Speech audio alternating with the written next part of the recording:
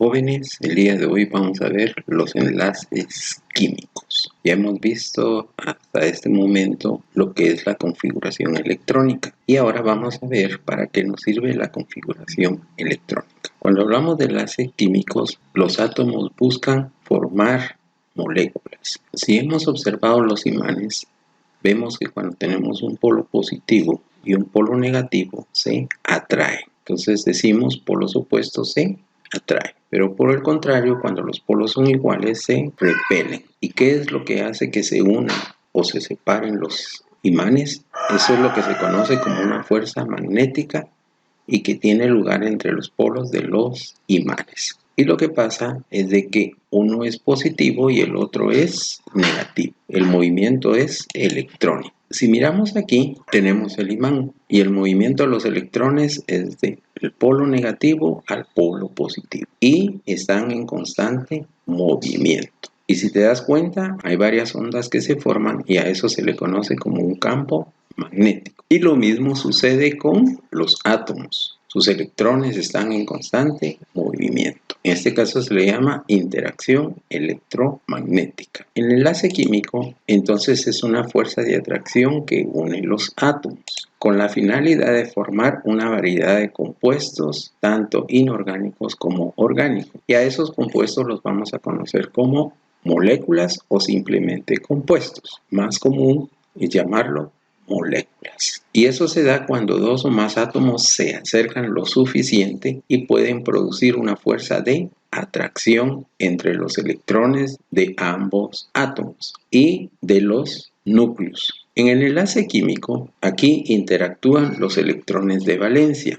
Acuérdate que los electrones de valencia son los electrones de la última órbita de cada átomo. En este caso, el ejemplo que hemos estado usando en todos estos videos es el sodio y el cloro. El sodio tiene un electrón en la última órbita y el cloro tiene 7 electrones en la última órbita. ¿Y a qué se debe eso de la formación de compuestos o moléculas? Y es que los átomos buscan tener 8 electrones en la última órbita, es decir, tener la configuración de un gas noble. Y entonces aquí nos damos cuenta que en el caso del sodio tenemos un electrón y en el caso del cloro tenemos 7 electrones. Y aquí lo que va a hacer es que el sodio le va a dar su electrón al cloro. ¿Por qué esto? Porque recuérdate que todo movimiento es un gasto de energía y los átomos buscan cómo tener menor energía en el movimiento y a eso le llamamos la ley del menor esfuerzo.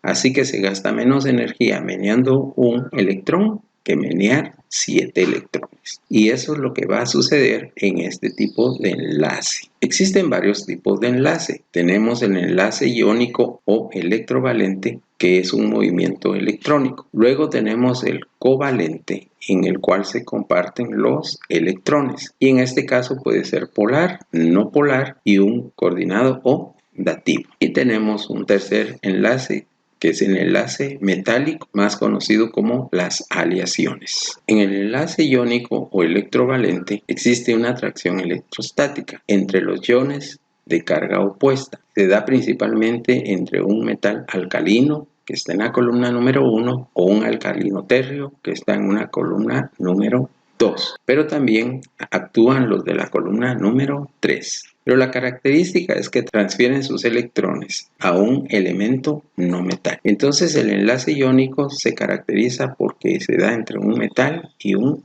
no metal. ¿Y cuál es el propósito? Buscar la mayor estabilidad, es decir, formar sus 8 electrones en la última órbita. Siguiendo nuestro ejemplo con el cloro y el sodio, entonces el sodio es el metal y el cloro es el no metal. Y lo que hace es que el metal le da su electrón o electrones al no metal. Y aquí tenemos explicado de 3 formas qué es lo que sucede. Que cuando el electrón pasa al no metal, el metal queda con carga positiva y el no metal va a quedar con carga negativa. ¿Y cuál es la razón? El sodio, recuérdate que tenía un electrón en la última órbita, pero al darlo, esta órbita se queda con 8 electrones. Y acuérdate que el sodio tiene 11 protones y ahora aquí hay 10 electrones. Entonces 11 menos 10 es igual a 1. y es 1 positivo. En el caso del cloro, ahora tiene 18 electrones y su número de protones es de 17. Así que 18 negativos más 17 positivos nos queda 1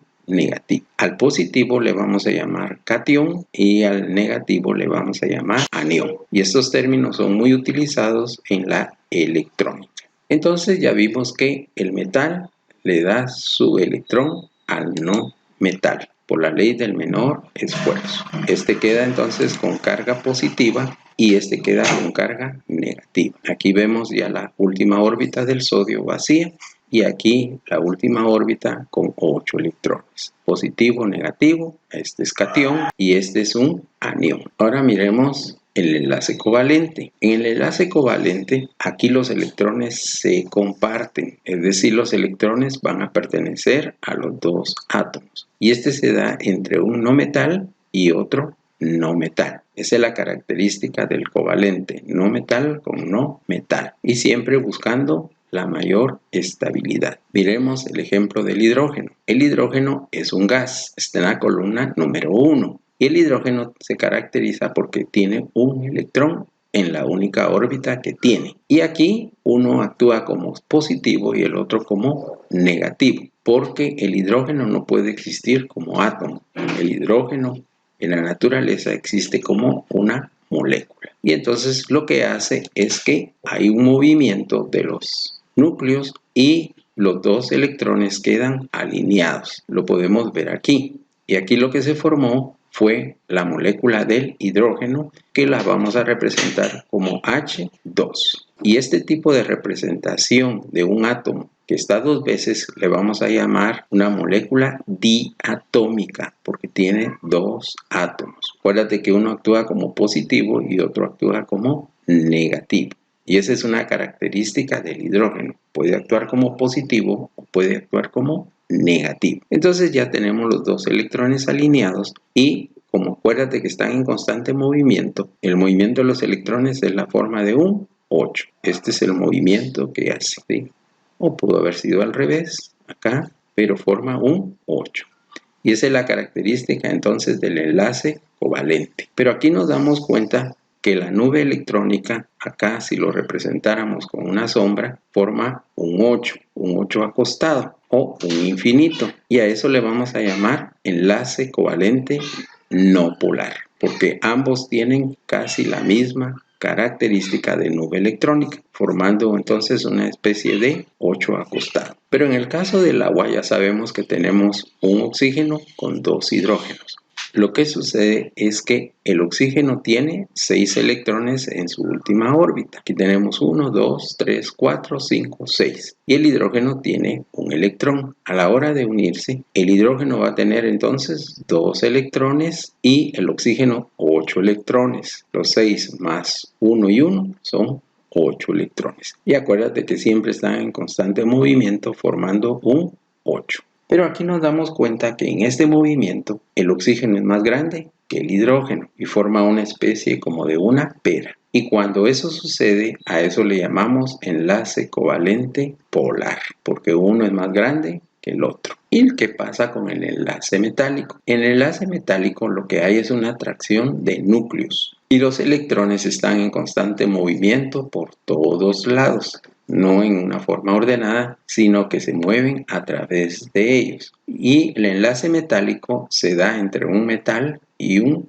metal, y a lo cual le vamos a llamar aleaciones. Si miramos microscópicamente la estructura de los metales se caracterizan por tener estructuras rígidas, formando cadenas entre sus núcleos, y los electrones se mueven a través de ellos. Pero esta característica le da al metal que se puede deformar. Cuando miramos nosotros que se está trabajando con hierro, el hierro lo calientan y le dan forma a puro martillazo. Lo que pasa es que los núcleos se acomodan y agarran la forma que le da el martillo. A esta característica que tienen los metales de convertirse en láminas más delgadas en formas diferentes, a eso se le llama maleabilidad. mientras que grandes tubos se pueden hacer en pequeños hilos como los que usan los cables eléctricos, que puede ser un alambre rígido o alambres pequeños formando hilos. A eso se le llama ductibilidad. Los enlaces, para mayor facilidad, se puede representar por medio de la estructura de Lewis. Acuérdate que Lewis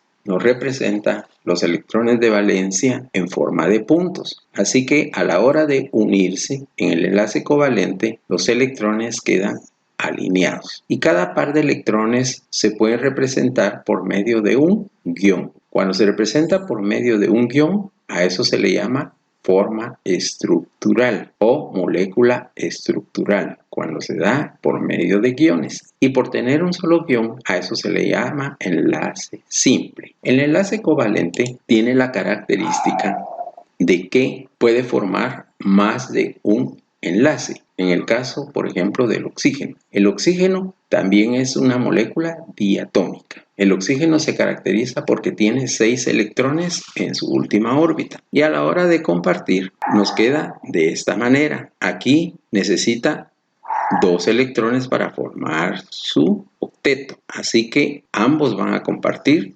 2 electrones. Y te recuerdas que entre 2 electrones se pueden representar por medio de guiones en su forma estructural. Y por tener 2 guiones, a eso se le llama enlace doble. Entonces ya vimos que el enlace covalente puede ser enlace simple, enlace doble. Pero también podemos tener un triple enlace. El nitrógeno es otro gas que es diatómico. El nitrógeno tiene 5 electrones en su última órbita, o sea que le faltan 3 electrones para formar su octeto. Así que lo forma en forma de parejas. Aquí es 3 electrones que comparten cada uno. Y ya sabemos, por cada par de electrones formamos un guión. Y entonces en forma estructural el nitrógeno tiene 3 enlaces. Y a eso le vamos a llamar enlace triple. Entonces el covalente puede ser enlace simple, enlace doble o enlace triple. Y además ya vimos que puede ser de forma polar y no polar. Así que si te ha gustado este video, dale un like, comparte este video con tus amigos y familiares y suscríbete a este canal. Hasta la próxima.